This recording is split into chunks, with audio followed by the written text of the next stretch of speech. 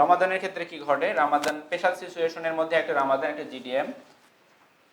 রমাদানের ক্ষেত্রে আমাদের কিছু ডোজ মডিফিকেশন লাগবে, তাই না? একটা হচ্ছে যে সে রোজা রাখতে পারবে কিনা এটা দেখতে হবে আপনাকে। 1 মাস আগে আসলে পেশেন্টকে অ্যাসেস করবেন। ইউজুয়ালি যারা হচ্ছে মাল্টিপল ডোজ ইনসুলিনের মধ্যে ভেজাল গ্লাস নিচ্ছে, সিকেডি আছে, লিভার ফেলিওর আছে, হার্ট ফেলিওর, মাল্টিপল কোমরবিডিটি আছে, তাদের জন্য আমরা অ্যাভয়েড করতে বলি। তারপরও আমরা তো ডিসিশন দেওয়ার মালিক না, তাই না? আমরা তাকে সাজেস্ট করতে পারি। তারপর সে যদি রাখে তাকে আমরা হেল্প করব। আর যারা রাখবে তাদেরকে তো আমাদের হেল্প করতেই হবে। তাহলে যাদের রাখার মতো অ্যাবিলিটি আছে তাদেরকে আমরা বলবো যে রমজানের আগে ট্রায়াল দিয়ে নিতে, সবে বরাতের সময় 2টা রোজা রাখতে বলবো। সেই সময় দেখবো যে তার হাইপোগ্লাইসেমিয়া হয় কিনা। এরপরে রমজানের 1 মাস আগে আমরা তার ডোজগুলোকে অ্যাডজাস্ট করে দেবো। হাইপারগ্লাইসেমিয়া থেকে কন্ট্রোলে নিয়ে আসবো, অর্থাৎ 1 মাস আগে আমাকে একটা প্রি রমাদান ভিজিট রাখতে হবে। এরপরে রমাদান যখন শুরু হয়ে যাবে তখন কি করবে, সে ডোজগুলোকে মডিফাইড ডোজ যে প্রেসক্রিপশন সেটাই ফলো করবে। প্রেসক্রিপশনটা প্রথম রমজানে সেহরি থেকে শুরু করবে। তাহলে রমজান প্রেসক্রিপশন যেটা আমরা দিব সেটা কবে থেকে শুরু করবে, প্রথম রমজানের সেহরি থেকে।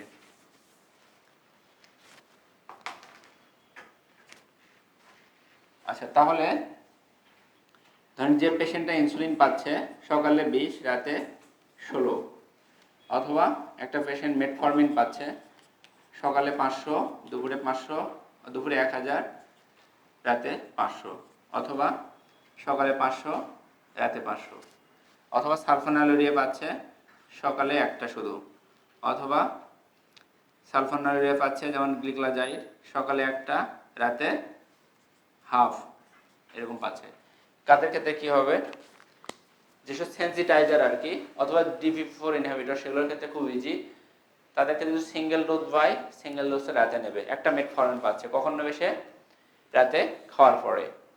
যদি সে 2টা ডোজ নেয়, DPP4 ইনহিবিটর তো একটা, ডবল ডোজের কোনো প্রশ্নই আসে না, সেটা রাতে নেবে।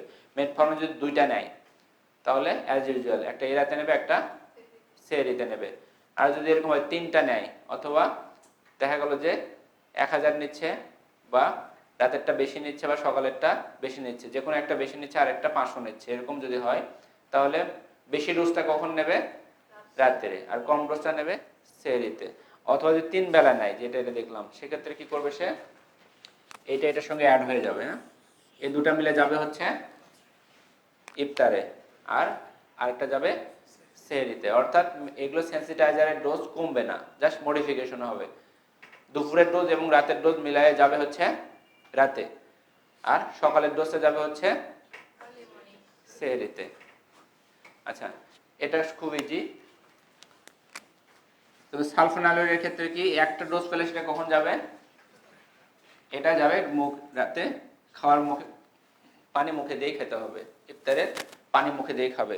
এরপরে সে হালকা ইফতার করবে, নামাজ পড়বে, কারণ ডাক্তার শুরু হতে তো কাজ শুরু করতে সময় লাগবে, তাই না? তারপরে সে বাকি ইফতারিটা করবে। পানি মুখে দিয়ে ওষুধ খাবে, হালকা ইফতারি করবে, এরপরে নামাজ পড়বে মাগরিবের, তারপরে বাকি ইফতারিটা করবে। একটা হলে। আর যেসব সালফোনালুরিয়া সকালে একটা পাচ্ছে, রাতে অর্ধেক পাচ্ছে, এরকম ক্ষেত্রে এই একটা যাবে কোথায়, ইফতারে পানি মুখে দিয়ে। আর এই রাতের যে ডোজটা, এটা আরো অর্ধেক হবে, 50% রিডাকশন হবে, হয়ে যাবে কোথায়, সেহরিতে। তাহলে সালফোনালুরিয়া যদি রাতে যে ডোজটা পাবে সেটা আরো 50% রিডাকশন হয়ে যাবে কোথায়, সেহরিতে। আচ্ছা, ইনসুলিনের ক্ষেত্রে সমস্যা, ইনসুলিনের ক্ষেত্রে প্রিমিক্স ইনসুলিন যদি সে পায়, এই মর্নিং ডোজটা কোথায় যাবে, মর্নিং ডোজটা যাবে ইফতারে, ইফতারে, ঠিক আছে, রাতে।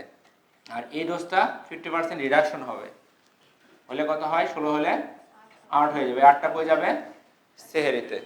তাহলে ইনসুলিন যত ধরনের ইনসুলিনে পাক না কেন, সেক্ষেত্রে সকালের ডোজটা কোথায় যাবে, ইফতারে যাবে, সেম সেম ইফতারে যাবে। আর রাতের ডোজটা 50% রিডাকশন হয়ে যাবে সেহরিতে। অনলি যদি কেউ ভেজাল ইনসুলিন পায়, সেক্ষেত্রে তো একবার ইনসুলিন নেবে, তাই না? সেক্ষেত্রে আমরা বলি 30% রিডাকশন ডোজে সে রাতে নেবে।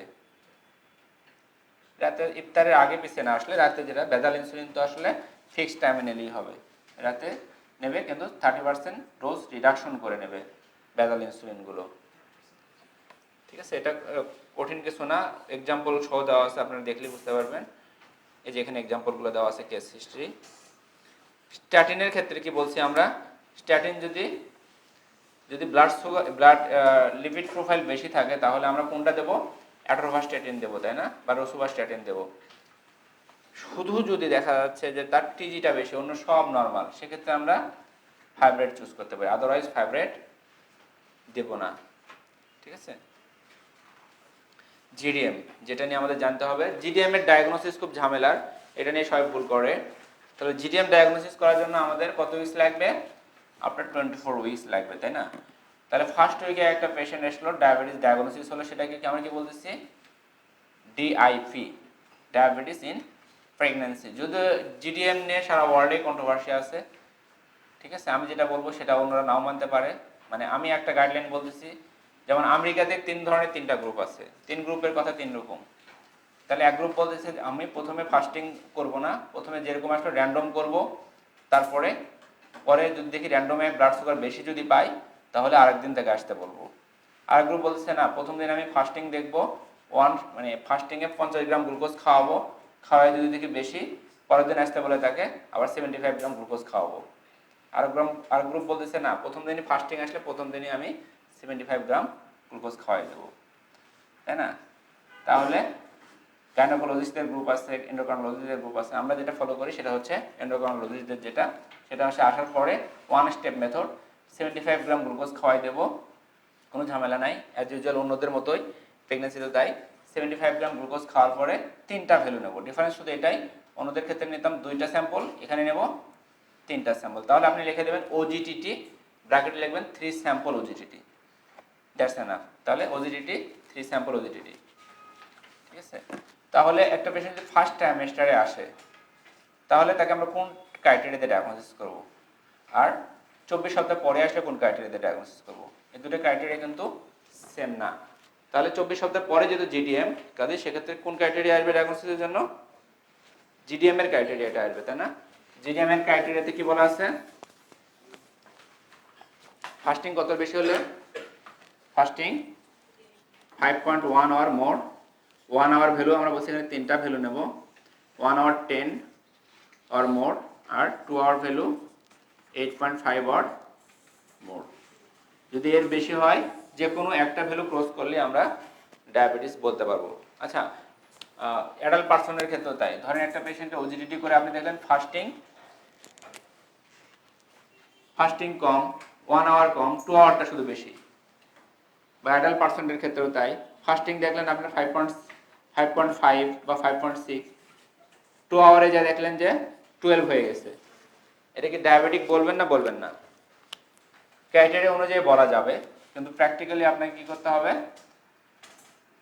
গাইডলাইনও বলছে অবশ্য যে ভ্যালুটা ক্রস করে গেছে সেটা আবার রিপিট করতে হবে, কারণ ল্যাবকে সবসময় বিশ্বাস করা যাবে না, তাই না? একটা 5.6 আর একটা 12 হতেও পারে, নাও হতে পারে। যেটা ক্রস করে যাবে, যে ভ্যালুটা অ্যাবনর্মাল ভ্যালু, সেটা কি করতে হবে? রিপিট করতে হবে, অথবা ওজিডিটিটাকে আপনি ক্রস করতে হবে HbA1c তে। HbA1c যদি দেখেন বেশি, তাহলে হ্যাঁ ডায়াবেটিক পেশেন্ট। তাহলে দুইটা ভ্যালু ক্রস করে গেলে সমস্যা নাই, একটা ভ্যালু ক্রস করছে আর একটা ভ্যালু নর্মাল আছে, সেক্ষেত্রে যে ভ্যালুটা ক্রস করে গেছে সেটা রিপিট করতে হবে। আচ্ছা, তাহলে জিডিএম এর ক্ষেত্রে কিন্তু ক্রাইটেরিয়াগুলো একটু আলাদা, মনে রাখতে হবে এগুলো, তাই না? নর্মাল ডায়াবেটিসের ক্ষেত্রে যেটা, এটা এক না, এই ক্রাইটেরিয়াগুলো আলাদা আছে। আচ্ছা, ফার্স্ট ট্রাইমেস্টারে যে আসবে তাকে কিন্তু আমরা এই ক্রাইটেরিয়া দিয়ে ডায়াগনোসিস করবো না, তাকে অন্য ক্রাইটেরিয়া দিয়ে ডায়াগনোস করবো, তাই না? সেক্ষেত্রে আর WHO বলছে যে এই ক্রাইটেরিয়া দিয়েও ডায়াগনোসিস করতে পারি আমরা। কিভাবে? ধরেন 5.1 ক্রস করে গেছে, বাট ফাস্টিং 7 ক্রস করেনি, এর মধ্যে থেকে গেছে, তখন জিডিএম।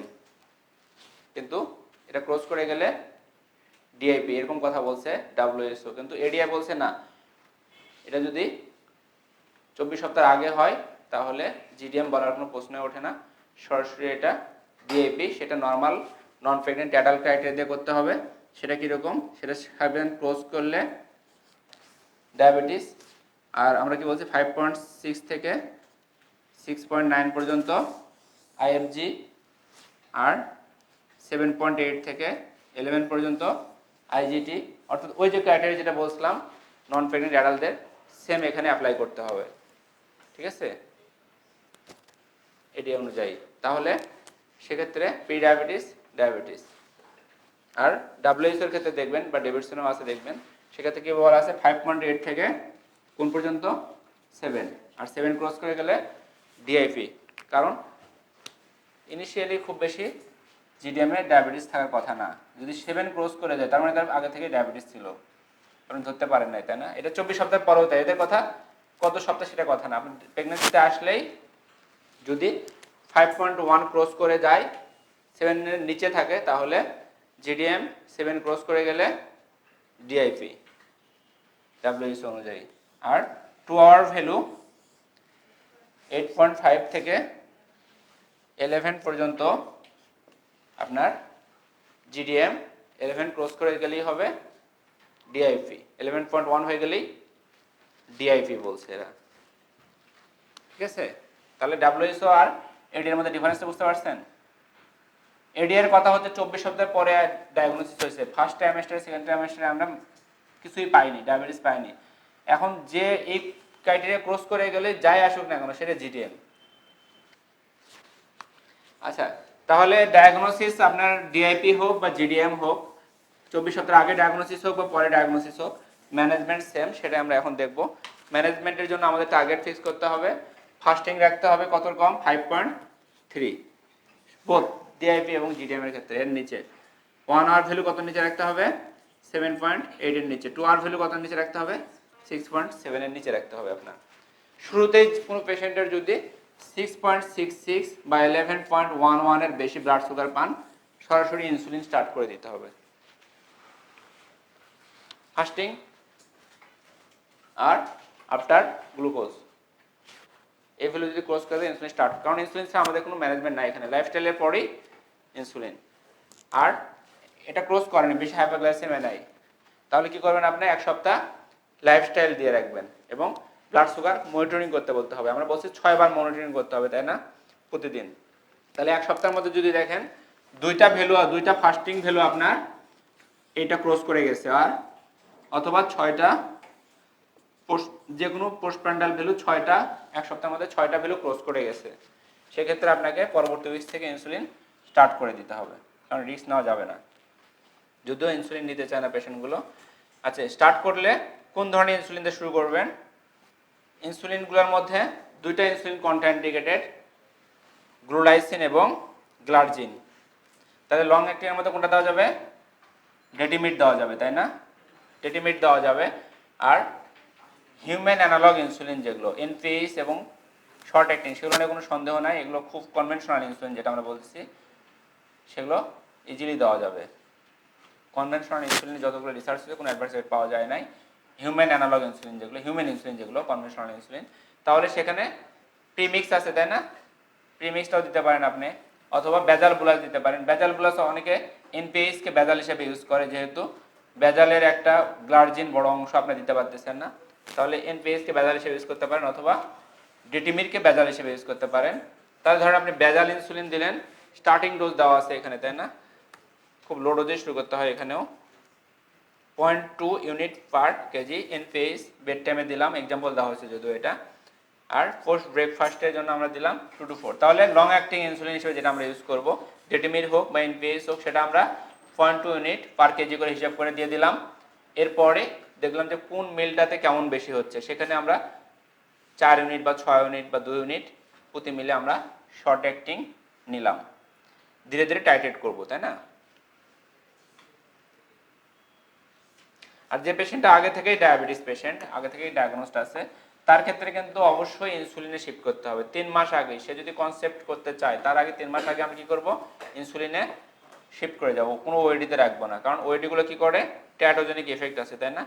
সব ধরনের ওয়েডি বন্ধ করে আমরা ইনসুলিন স্টার্ট করে দেবো 3 মাস আগেই, এবং ডায়াবেটিক ওয়েল কন্ট্রোল থাকলে আমরা তাকে বলবো বেবি নিতে, আদারওয়াইজ নিতে পারবেন। এবং সেক্ষেত্রে আমরা আরও কিছু ড্রাগ মডিফাই করতে হবে, তার মধ্যে একটা হচ্ছে এআরবি বা এসি ইনহিবিটর, ফাইব্রেট, এগুলো বন্ধ করতে হবে। ফলিক অ্যাসিডটা আমরা শুরু থেকেই দিয়ে যাব। রেটিনোপ্যাথি আছে কিনা, নেফ্রোপ্যাথি আছে কিনা দেখতে হবে, কারণ এগুলো কি করে অ্যাগ্রাভেট করে প্রেগন্যান্সিতে, এগুলো আগে ম্যানেজ করে নিতে হবে প্রেগনেন্ট হওয়ার আগেই, কনসিভ করার আগে। প্রেগন্যান্সিতে আমরা বলছি যে ওয়েট গেইন করতে হবে পেশেন্টকে, তাই না, 10 থেকে 15 কেজি ওয়েট বাড়াইতে হবে। আর এক্সারসাইজটা আমরা কীভাবে বলছি, প্রতিবার খাওয়ার আধা ঘন্টা পরে 10 মিনিট করে হাঁটবে, ভরা পেটে খাওয়ার আধা ঘন্টা পর 10 মিনিট করে হাঁটবে।